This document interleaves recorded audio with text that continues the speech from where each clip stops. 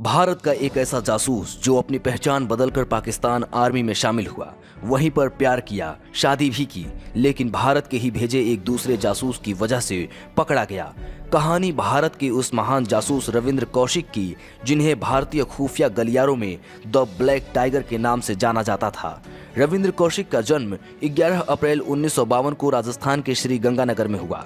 इन्होंने अपनी शुरुआती पढ़ाई श्री गंगानगर के एक सरकारी स्कूल से की। 12वीं तक की पढ़ाई करने के बाद इन्होंने सेठ रियल बिहानी कॉलेज में बीकॉम में एडमिशन लिया। इनको एक्टिंग और मिमिक्री का भी बहुत शौक था। लोग इनको विनोद खन्ना भी बोला करते थे और ये विनोद खन्ना के स्टाइल में रहते भी थे। तो ग्रेजुएशन के फर्स्ट ईयर में इसी कॉलेज से थिएटर ग्रुप को ज्वाइन कर लिया। 21 साल की उम्र में लखनऊ में नेशनल थिएट्रिकल फेस्टिवल में हिस्सा भी लिया। ये उस दौर की बात है जब भारत और पाकिस्तान का युद्ध हुआ था और भारत ने पाकिस्तान को बुरी तरह हराया था। ईस्ट पाकिस्तान जो बांग्लादेश बन चुका था, इस बात से पाकिस्तान पूरी तरह बौखलाया हुआ था और भारत को कहीं ना कहीं ये डर था कि पाकिस्तान कोई अटैक न कर दे। पाक मिलिट्री के हर कदम पर भारत को नजर रखनी थी, जिसकी वजह से खुफिया एजेंसी रॉ इस पर काम कर रही थी। तो खुफिया एजेंसी ने एक्स प्रोजेक्ट लॉन्च किया था। इस प्रोजेक्ट में जो भारतीय जासूस होते थे वो पाकिस्तान में रहते थे। तो इस बीच रविंद्र को उस नाटक में स्पाई का किरदार निभाते देखकर रॉ के एक अधिकारी की नजर कौशिक पर पड़ जाती है। इन्होंने कभी सपने में भी नहीं सोचा होगा कि मंच पर ये नाटकीयता उन्हें राष्ट्रीय खुफिया एजेंसी की नजरों में लाएगी और रॉ एजेंट ने कौशिक को खुफिया एजेंट बनने का ऑफर दिया। रविंद्र कौशिक भी देश के लिए कुछ करना चाहते थे, तो इस बात के लिए वो राजी हो गए। साल 1973 में बीकॉम की पढ़ाई पूरी करने के बाद वो खुफिया एजेंसी के साथ दिल्ली चले गए और घर वालों को ये बताया कि दिल्ली में जॉब करने जा रही हैं। रॉ के साथ मिलकर 2 साल की ट्रेनिंग की। इस ट्रेनिंग के दौरान उर्दू और मुस्लिम का रहन सहन सिखाया जाता है। इसके बाद वो 1975 में नबी अहमद शाकिर बनकर पड़ोसी मुल्क यानी कि पाकिस्तान में पहुंच गए।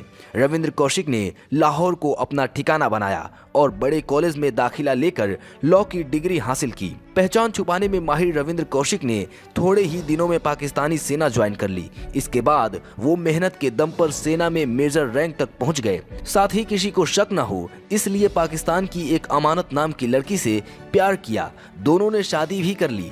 अमानत के पिता आर्मी की एक यूनिट में दर्जी का काम करते थे। कौशिक के पकड़े जाने से पहले तक अमानत कभी ये नहीं जान पाई थी कि उसका हमसफर नबी अहमद शाकिर नहीं, रविंद्र कौशिक है। पाकिस्तानी सेना में रहते हुए रविंद्र कौशिक ने तमाम ऐसी सीक्रेट जानकारियां भारत को भेजी जो भारत के लिए बहुत काम आई। ये वो वक्त था जब दोनों देशों के बीच तनाव चरम पर था। इतिहास में अपनी करारी शिकस्त दर्ज कराने और भूगोल में पूर्वी पाकिस्तान को हमेशा हमेशा के लिए खो देने के बाद पाकिस्तान अपमान और बदले की आग में जल रहा था। भारत के खिलाफ पाकिस्तान जो भी बड़ी नापाक साजिश रचता, नई दिल्ली को पहले ही भनक लग जाती थी। इंडियन डिफेंस सर्कल में कौशिक द ब्लैक टाइगर के नाम से मशहूर हो गए। कहा जाता है कि उन्हें ये नाम खुद तत्कालीन प्रधानमंत्री इंदिरा गांधी ने दिया था। इस बीच साल 1981 में रविंद्र के भाई की शादी थी और इस शादी में ये अपने घर राजस्थान में आना चाहते थे। इसके लिए रॉ के अधिकारी से उन्होंने बातचीत की और इन दोनों ने एक प्लान बनाया कि पाक आर्मी अधिकारियों से कहेंगे कि सऊदी जाना है उम्रा के लिए, और जाने की परमिशन भी मिल गई। फिर रविंद्र कौशिक पाकिस्तान से सऊदी पहुंचते हैं और दुबई के रास्ते भारत यानी अपने घर आ जाते हैं और बहुत कुछ घर के लिए लेकर आते हैं। घर वालों ने इनको बहुत समय बाद देखा तो उन्होंने पूछा भी कि क्या करते हो। इन्होंने जवाब दिया कि दुबई में रहता हूँ, ये सब गिफ्ट भी वहीं से लाया हूँ। घर वाले इसके बाद कहते हैं कि तुम्हारी भी शादी करा देते हैं। तो कौशिक ने बताया कि हम दुबई में शादी कर लिए हैं और एक बेटा भी है। ये सब सुनकर घर वालों को शौक लगा, लेकिन फिर खुश हो गए।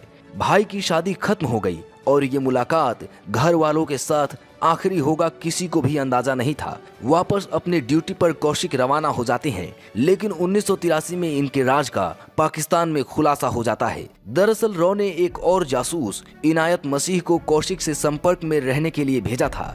मसीह पाकिस्तानी खुफिया अधिकारियों के हत्थे चढ़ गया और पूछताछ में सब कुछ बता दिया। उसने मेजर नबी अहमद शाकिर का राज भी खोल दिया। पाकिस्तानी अधिकारियों ने मसीह को कहा कि वो रविंद्र कौशिक को एक पार्क में मिलने को कहे। जब मसीह के बुलाने पर कौशिक उस पार्क में पहुंचा तो इन्हें जासूसी के आरोप में गिरफ्तार कर लिया गया। तब उनकी उम्र 39 साल थी। अगले 2 सालों तक उन्हें भयंकर यातनाएं दी गई। ये तक लालच दिया गया कि अगर वो भारतीय सेनाओं की गोपनीय जानकारी दे दे तो उन्हें आजाद कर दिया जाएगा। कौशिक यातना सहते रहे लेकिन अपना मुंह कभी नहीं खोले। 1985 में उन्हें मौत की सजा सुनाई गई, जिसे बाद में उम्र कैद में बदल दिया गया। रविंद्र कौशिक को कभी सियालकोट तो कभी कोट लखपत तो कभी मियांवाली जेल में रखा गया। वहीं पर इन्हें टार्चर किया जाता था। नवंबर 2001 में उनकी टीबी और दिल का दौरा पड़ने से मौत हो गई। इनका शव भी भारत नहीं आ सका। मुल्तान की सेंट्रल जेल में दफना दिया गया। बेटे की मौत की कुछ महीने बाद ही उनके पिता की भी हार्ट अटैक से मौत हो गई।